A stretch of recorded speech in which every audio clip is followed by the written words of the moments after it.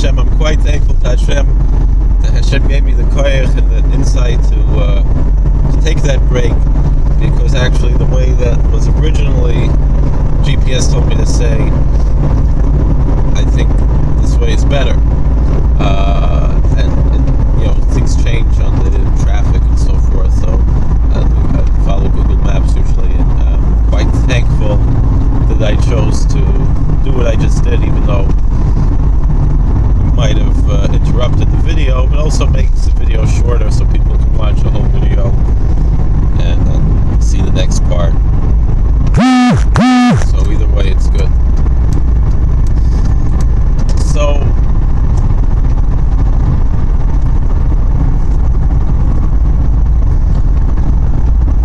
I was thinking during the break, I remember there's a website I used to look at all the time, Only Simchas. I don't remember the last time I looked at it, but when I was in college, we always looked at Only Simchas, and you'd see the pictures from everybody's weddings and divorce and this and that, Only Simchas. So, bar mitzvah, bris, whatever it is, you have on Only Simchas. And, I forgot all about Only Simchas. I know it's still there, but, I don't really look at it. So anyway, on Only Simchas, they used to have, and they probably still have, they had a list of different simchas, so you could have different, joyous occasions. Like I said, a wedding, an engagement, a bar mitzvah, a bris, whatever. So they also had Aliyah. That someone makes Aliyah, they immigrate to Israel, and they put that on Only Simchas. And so I saw a few times, in shul, when you get honored to call to the Torah, they also call it an Aliyah.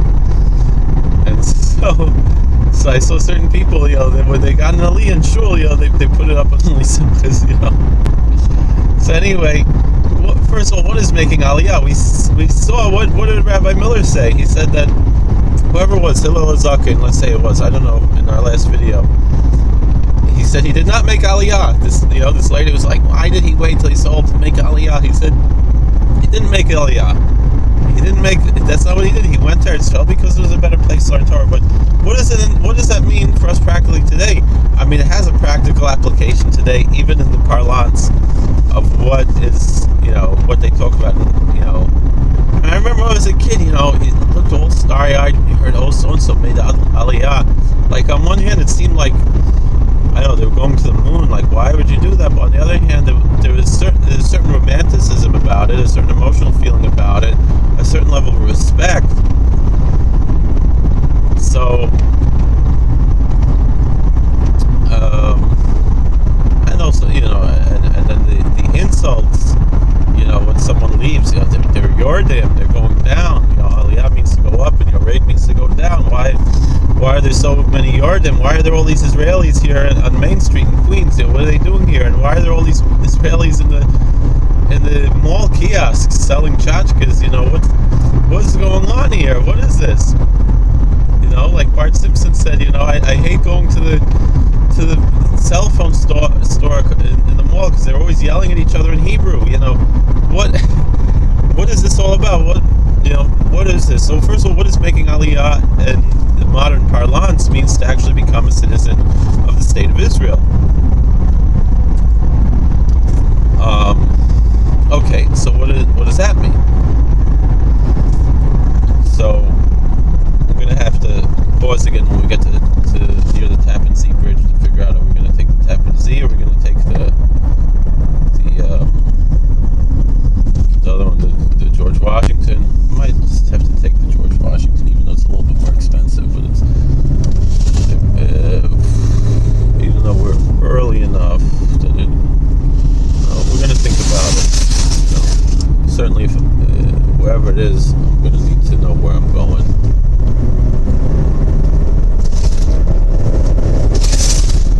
Sorry about that. I'd like to keep everything in order here. I have this little card that my friend gave me, a PBA card that has George Washington kneeling down next to his horse, and kneeling down in prayer, and I know there's something just so beautiful about that, and I love that picture. It's just it means a lot to me, that how this country was founded on prayer.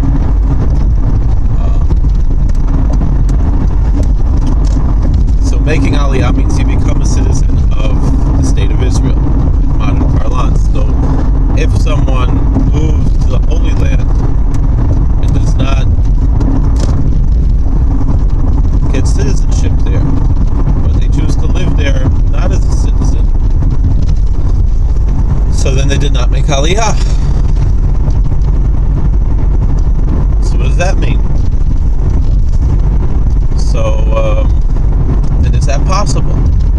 Now I'll tell you, that's the advice that I would give to anybody who wants to go live in the Holy Land. And you go every couple of months.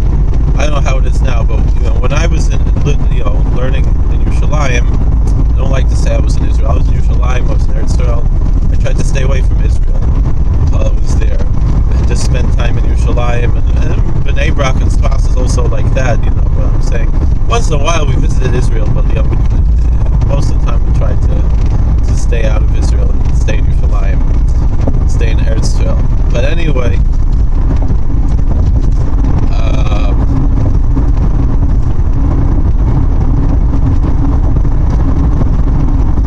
what you could do is you could go, and every couple of months, I don't know, whatever it is, 3 months, 6 months,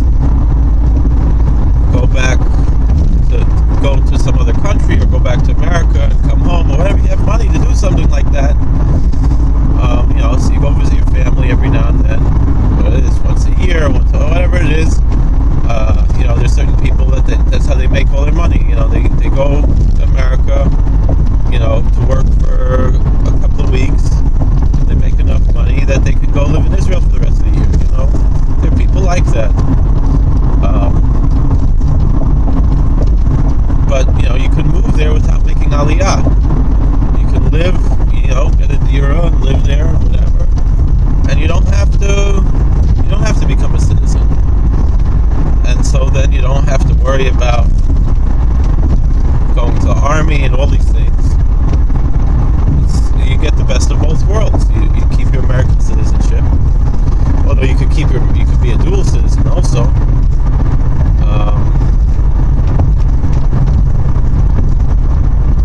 That's what you could do.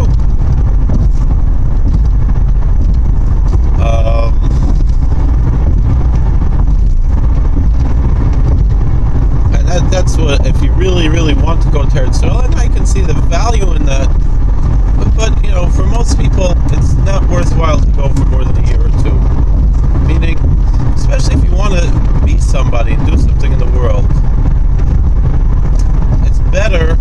Right, you go, you learn for a year, you absorb what you can absorb, but if you stay there too long, you lose your mind. You lose who you are. I mean, I've mentioned this in another video, but to mention it again and again and again, I mean, how heart-wrenching it is. What goes on because of this, and this is a man who is anti-Zionist, or at least he was. I don't know where the situation is now. I remember he told me he's a chassan when he was engaged, and how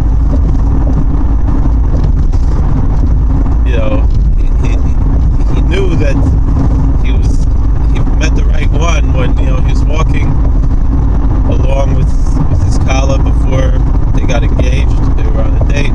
They saw an Israeli flag, and he said, "By the way, what's your opinion about Zionism?" And she said, "What do you mean? It's connected to Torah. It's against the Torah."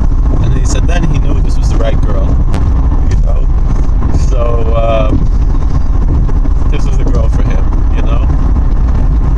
And so this young man,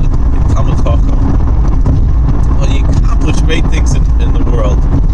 Now, I mentioned him actually yesterday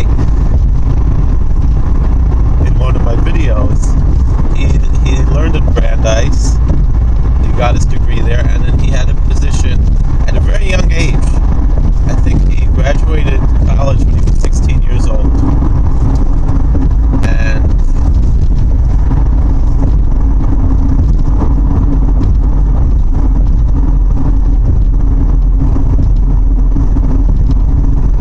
he also finished Shas, when he was, 18, 19 years old. When I knew him, he looked a little bit older, but he was actually younger than we all thought.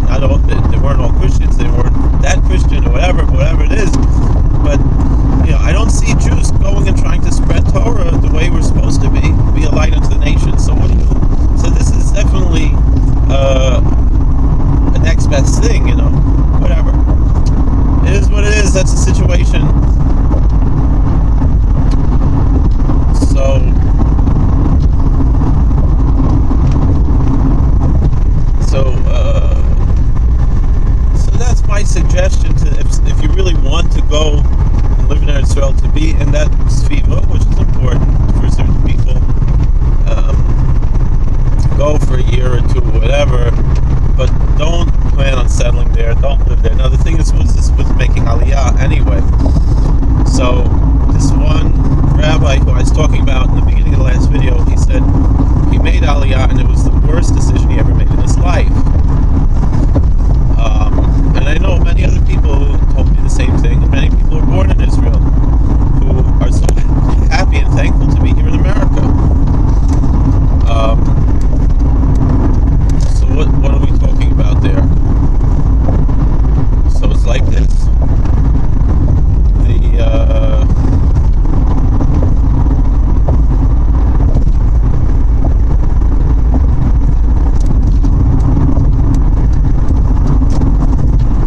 So he wrote in this article, this rabbi, he said, most people who make Aliyah leave within 5 years. So now they only keep records for 3 years, he said, because they're embarrassed by that fact, the state of Israel, and so they only keep records for 3 years, because most people stay for 3 years. Again, you make Aliyah, it means that you become a citizen there, and you also get certain benefits from moving there, or whatever, until you get settled. There's all these things, but he says, see, you gotta be cognizant of what going on. Meaning, you get up, you move there, the statistics are you're probably going to come back, and then what? You were you had your business connections, you had everything you needed. This is what this rabbi's writing in the article. 5 years later, you're not going to have those connections, so you're going to come back in poverty. And he said, in this particular rabbi, he was a successful rav, and he had what was going for him, but he decided to pick up because of that Zionist spirit, and he moved to Israel and he made Aliyah, and he stayed there for 17 years, and then he realized what a big mistake he made, and he almost wound up in prison, and Badi Yosef helped him to stay out, because the Israelis are horrible, horrible people. And he says, everyone says, I'm saying Lashon Hara. No, he's giving good advice. There's Toelis in saying this to rescue other people from making the same mistake.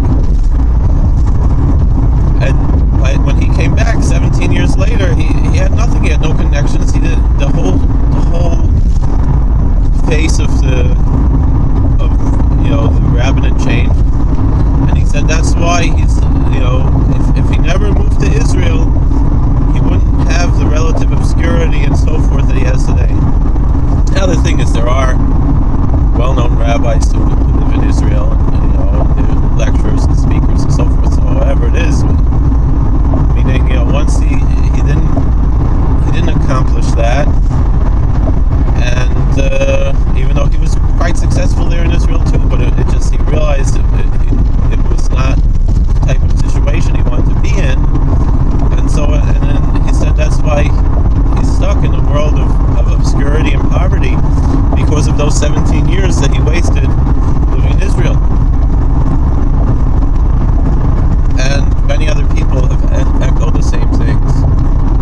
So for that reason, just be practical. The Satmar Rav always said, only move to Eretz Yisrael if you have parnasa, because your kids are going to be mad at you that you forced them to live in such abject, horrible poverty.